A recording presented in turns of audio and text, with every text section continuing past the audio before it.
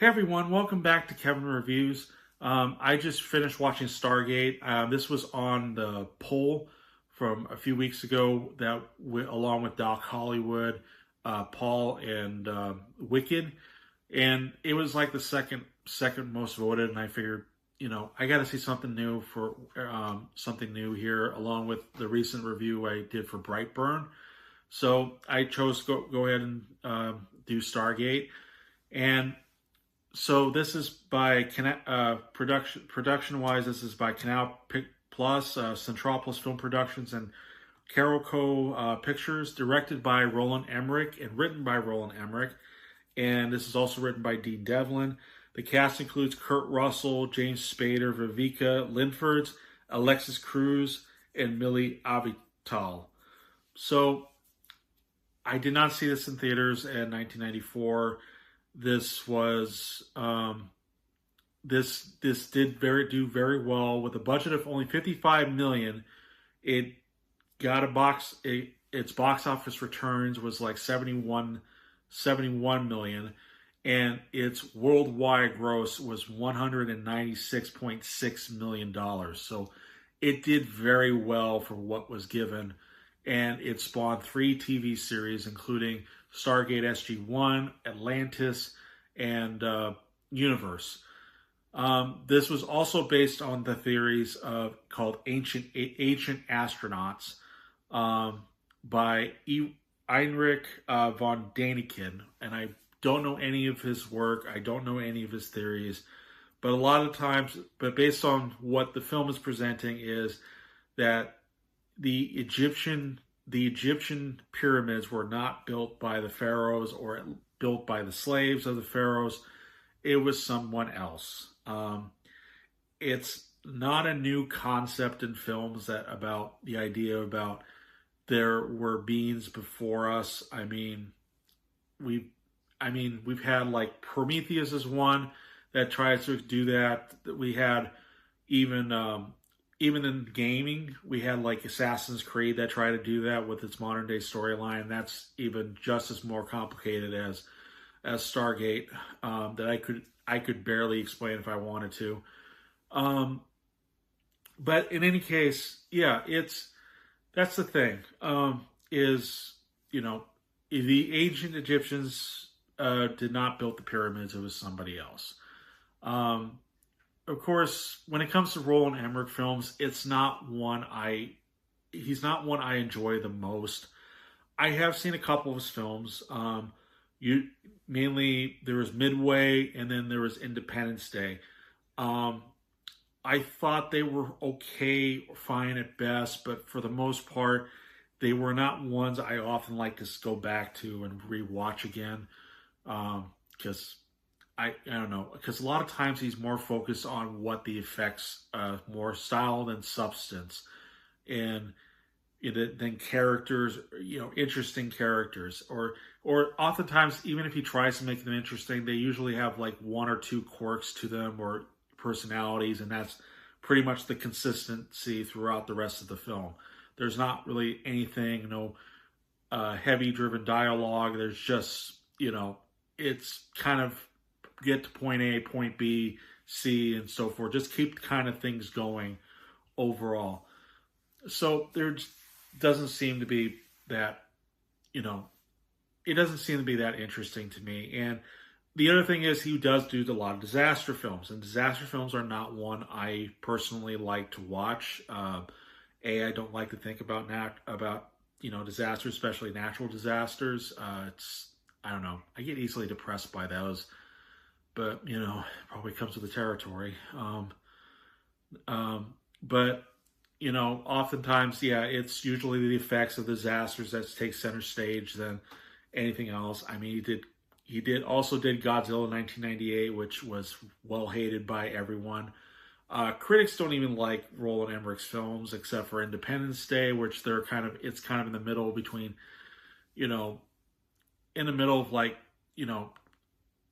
you like it or you hate it for critics, but audience seems to like a lot of his films. So for some exceptions, like not Godzilla 1998, I think Moonfalls is another one that people didn't like.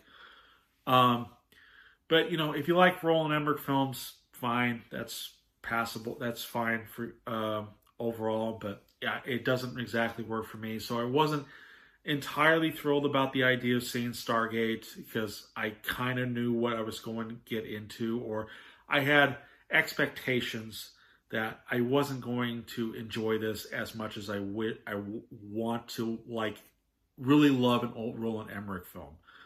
So I don't know, but in any case, let's see. Do I anything else? No, I don't think. I think that's it. I think whatever else I'll probably do in the review. But let's get on to my review of 1994's Stargate. So the story goes in 1928, archaeologist finds some artifacts, including the Stargate. They don't know exactly what it is, but later in the present day of 1994, which is based, they don't mention the year, but it's based on, but because of the film's release, it's assuming 1994. But in any case, we have Dr. Daniel Jackson, who is a linguist and who interprets Egyptian hieroglyphics. And he comes to believe that, again, as I mentioned earlier, that the Egyptians did not build the pyramids. It was somebody else. Who that was, who that is, we don't know. But he gets laughed off by everybody for his crazy theories. And yet there's one woman played by Catherine Langford, played by Vivica Lindford, hires him to basically interpret the hieroglyphics on the Stargate, and try to figure out how to get it to work, because it is a piece of sci-fi technology. As well as we get the introduction of Jonathan Jack O'Neill, played by Kurt Russell, who has a tragic backstory involving a family member of his that was killed. And yet he's assigned to this mission to basically enter the Stargate and see what's on the other side. Now, there's a lot more going on that I kind of wonder if I should even talk about, but I think I have to, so spoiler warning. So they cross the Stargate, and it turns out it's a huge desert, much like the Egyptian desert, and there's a pyramid and stuff. And they've come across a group of humans who spoke some language, I don't know, but they find out that aliens has indeed invented the pyramids. There's an alien who goes by the name of Ra, played by Jay Davidson, and he's looking to subjugate or silence anybody from destroying what he created, basically.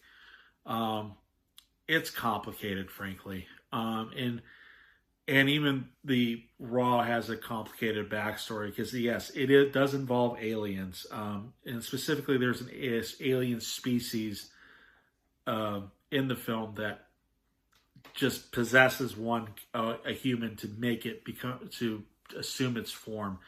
Yes, it is complicated. I know I'm giving away a lot of the story, but I'm afraid I have to, because I want enough to talk about it. But you've been warned early on as the little spoiler, I think.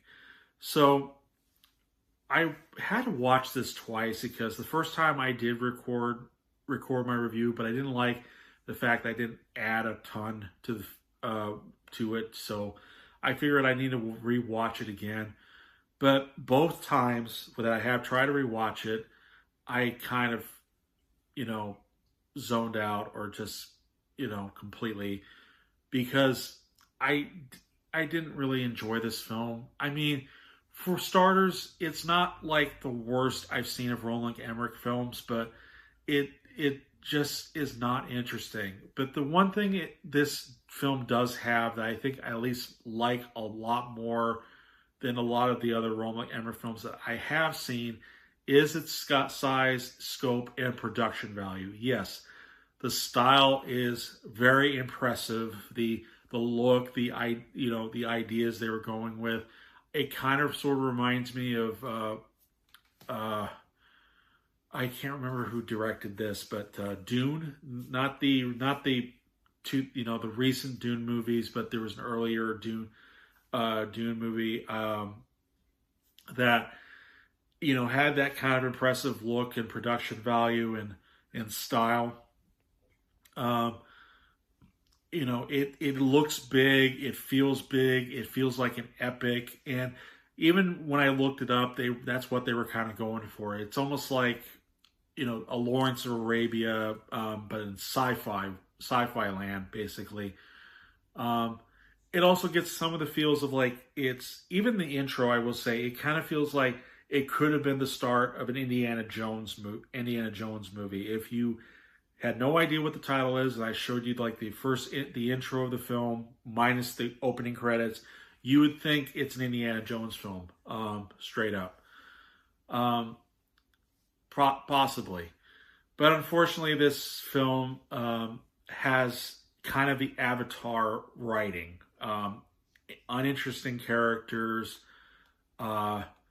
dialogue isn't so great. Even James Spader, from what I looked up, is he didn't like the writing or dialogue of the film. That he kind of halted production for a while because he didn't want to be in something this bad. Even Kurt Russell admitted the dialogue wasn't bad, but he only did it for a paycheck. And yes, let's go over the characters. Frankly, James Spader and Kurt Russell are kind of the main characters in this movie. Anybody else are very forgettable. I mean, you even have Vivica Linford as Catherine Langford, who has history with her character involving the Stargate. But 30 minutes in, she's kind of gone for the rest of the film because once the Daniel Jackson and Jack O'Neill cross the Stargate along with some other soldiers, we don't really get to cut back to what happens on Earth. Like if they're questioning or, certain things or trying to find other ways to get them back easily. I don't know. We don't really know. We don't know what happens back on Earth once they cross. So we never we never cut to them. So their roles just kind of feel pointless. Instead, we got these other roles, usually Alexis Cruz and Millie Avatali, which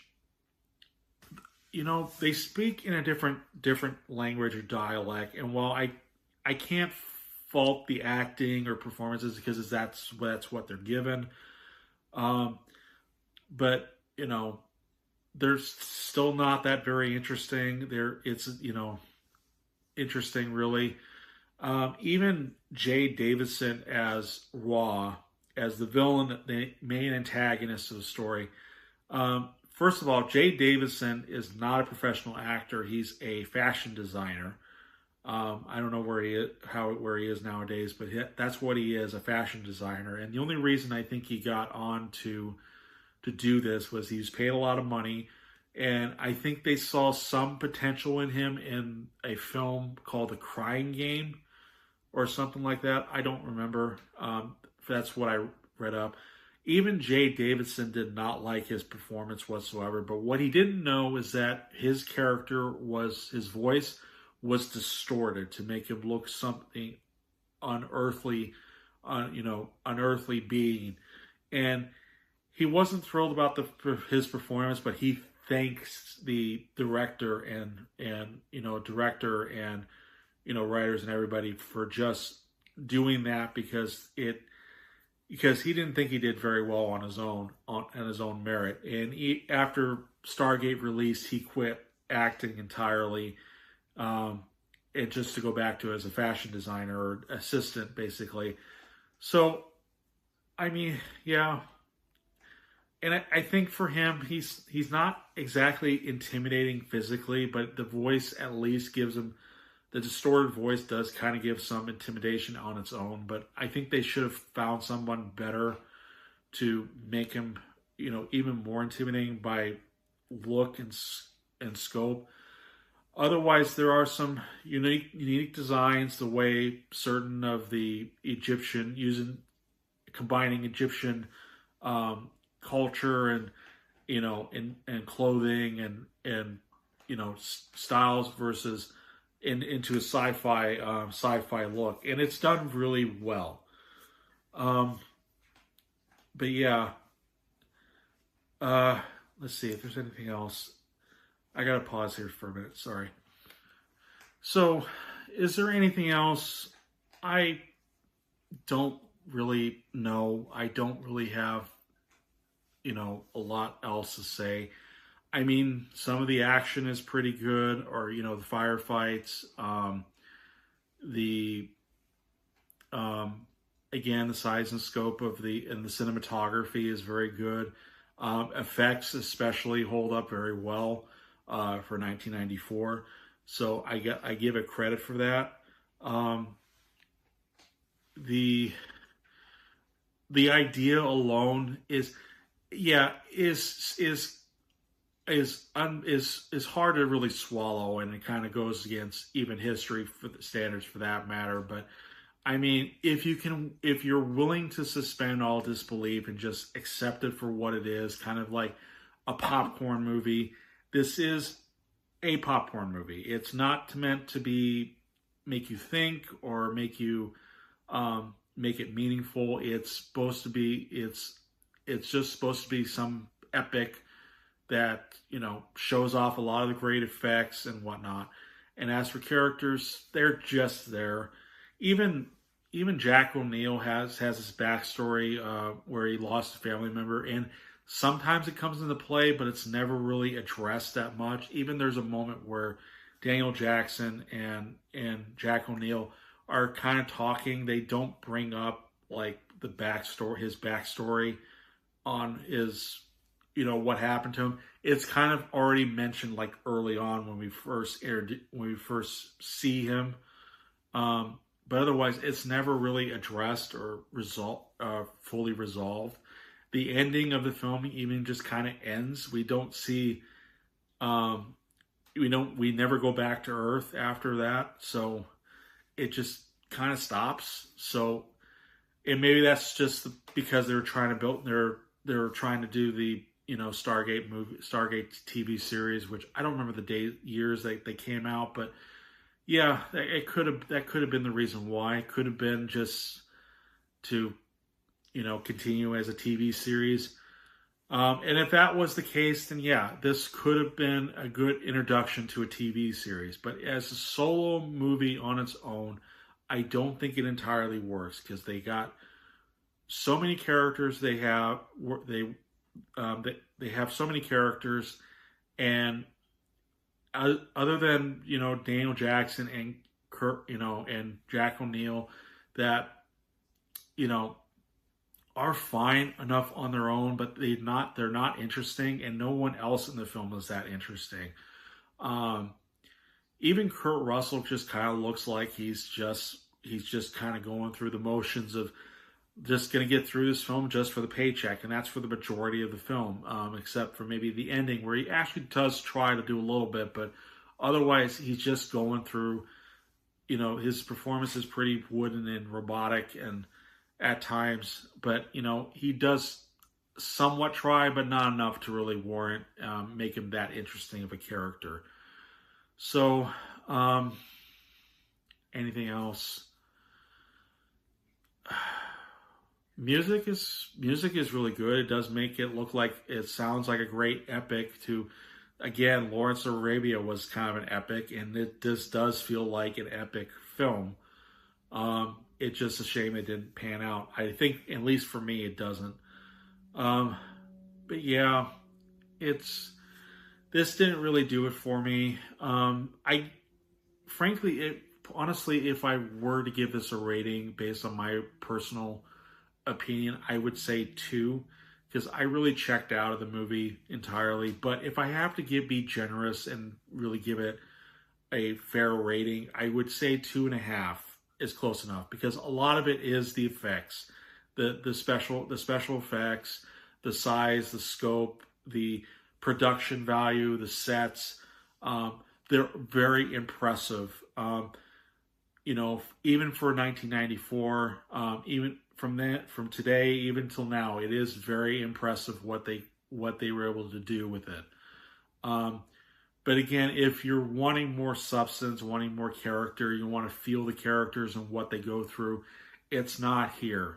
is more, again, this is a popcorn flick. I think this is straight up popcorn flick that, just turn your brain off, accept for what it is. And if that doesn't work for you, if the story is too ludicrous or there's too many plot holes, there are a couple plot holes that doesn't exactly make a lot of sense. There's a moment where Daniel Jackson says he could help them get them back to, back to Earth once they cross. And of course, he kind of lies. It really, because once he crosses, he says, I can't get you back because we need to explore and look for the things." And it's like, you could have said that, earlier to, otherwise you get the military guys angry at you, and he's not very bright, or he just doesn't seem to care. He just wants to explore this world that, he's really fascinated by. I don't know. And then there's moments where they're all learning the language, but it's so confusing. And yet somehow Daniel Jackson just kind of pretty quickly knows the language immediately. And it seems very rushed, in my opinion, as well as the fact that we see this primitive human people on this planet that somehow managed to know how to use, guns or weapons pretty quickly when they never really encountered it before in their lives, or never been trained by them. It's pretty sudden. It's out of nowhere. But whatever. I think, again, you have to turn your brain off for this, I think, in order to enjoy for what it is. It's just it's style over substance, meant for special, meant for the effects and production value. But yeah, I think I would give it 2.5. It's not one I would see again personally. But yeah, 2.5 stars. So what are your thoughts on Stargate? Leave it in the comments below. Like or dislike the review if you wish. Click the subscribe button, or on the channel there, and hit the notification bell to get updated on future reviews coming up. And I will see you guys in the next review. Also, forgot to mention, if you have not voted for the poll involving the next film I have, there's Brian's Song, there's Remember the Titans, there's Rudy, and there's like another film I can't remember, but there's a poll out, and I will be doing a review of football movie for the upcoming Super Bowl that's going to be on February 8th of 2026. So, check out the poll, vote for it. So far, I think Remember the Titans is doing very well with only 4 votes right now. So, yeah. Check it out. Go ahead and vote. And I will see you guys in the next review. Bye.